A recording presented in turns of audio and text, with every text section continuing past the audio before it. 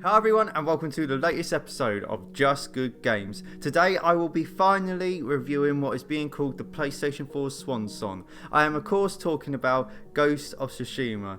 I've done all the story, I've not done all the side quests, but I played it for long enough to probably have formed a proper opinion of it. There's going to be minor spoilers but nothing mega. So before we crack on, and you know what I'm going to say, I would like you to go and hit that subscribe button please, and also give us a like. The story of Ghost of Tsushima is a very basic and not very complicated samurai story. There's not many twists and turns, and any that do happen you can see coming a mile off. But it is presented in such a fantastic way and with such care, and the characters are so likeable that it is still a great and enjoyable story. Jin is a very good protagonist and I enjoyed my time with him. It starts off mega with a massive battle set piece that really gets you going, and then after that the world opens up and you can take it at whatever pace you want. You can blast through the main story in about 30 hours if you ignore all the side missions and distractions. I found that quite difficult to do, but there you go. One of the main downs though through the story is that I found the main villain to be a bit generic, and he didn't really do much after turning up at the beginning of the game. He tended to turn up at the end of an act to do something to advance the story and just to let you know that he's still there. He gets a bit more compelling after the second act, but he will not be going into the pantheon of great video game villains. That's only a minor gripe though. There's some really cool big set piece story moments, and the way it's structured means you're never doing too much of the same thing at one time, and the story has time to breathe. There's some really nice quiet emotional moments as well. As I've said, Jin is a very good protagonist, and his struggles between maintaining the honour, the ways of the samurai, and not going against what his uncle has taught him, and becoming a ghost plays out really well. The mythical side missions are really fun and enjoyable and add to the lore of the game, as does all the other side stories as well, and the boss battles in the story are amazing and go into an almost Dark Souls style of gameplay.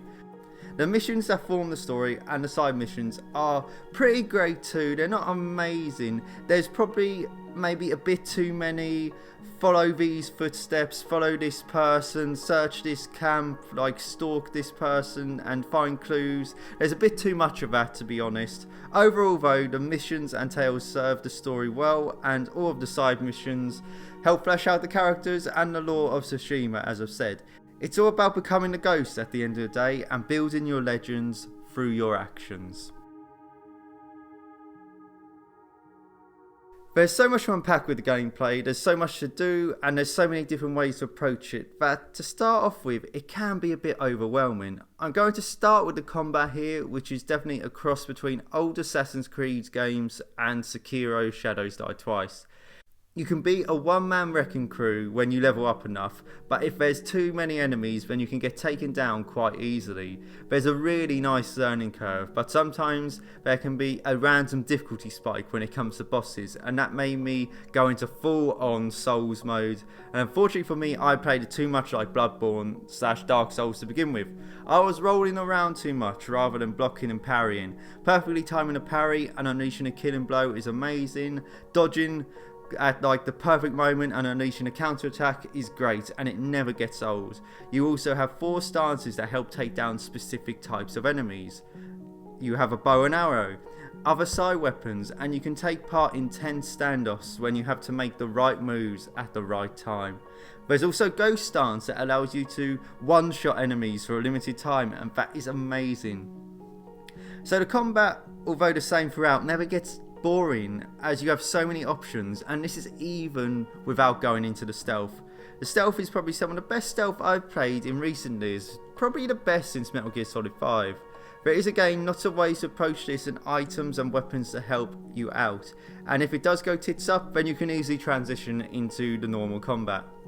Outside of the combat, you will be spending a lot of time on your horse that can be called to you at a press of a button. Over the last 5 to 10 years, horse gameplay has vastly improved, and the same can be said for this game. There's just so much to do in this world, and once you get the grappling hook, it opens up even more.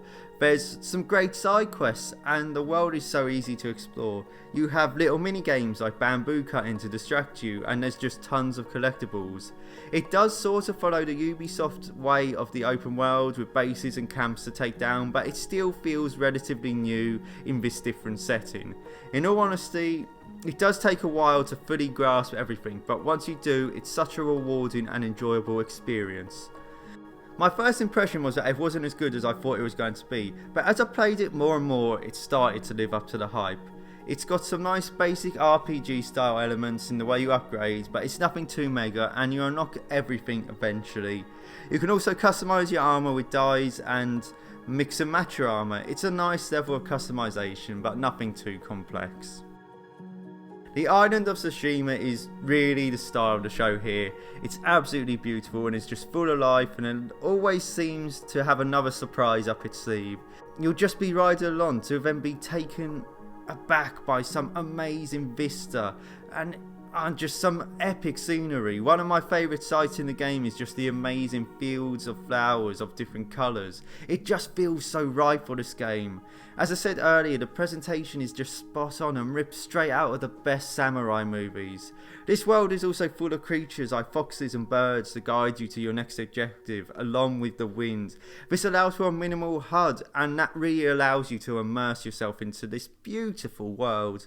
To contrast the beauty, the destruction is also amazing, with burnt villages and fields of death. They are just a shock to behold, and graphically, while not the best looking game on PlayStation 4, it's definitely top 10. The music and score is also stunning, and this just knocks the presentation up just a few more levels. I have really enjoyed my time with Ghost of Tsushima, and it takes a lot of old ideas and makes them feel really new by presenting them in an amazing way. Is this the absolute game changer that I and many of us thought it was going to be? No, I have just found it to be lacking somewhere, and I just really can't put my finger on it. I think it just possibly needed a bit more innovation in the gameplay and the way the missions played out. There needs to be more variety in the missions, I think. And the fact that the story is a bit predictable maybe holds it back a little bit. As I said, I enjoyed this game the more and more I played it, and I think I will enjoy doing all the side quests and getting all the collectibles, and I'll probably enjoy that maybe even more than the main story. Not that the main story didn't have its moments. The combat and gameplay are good.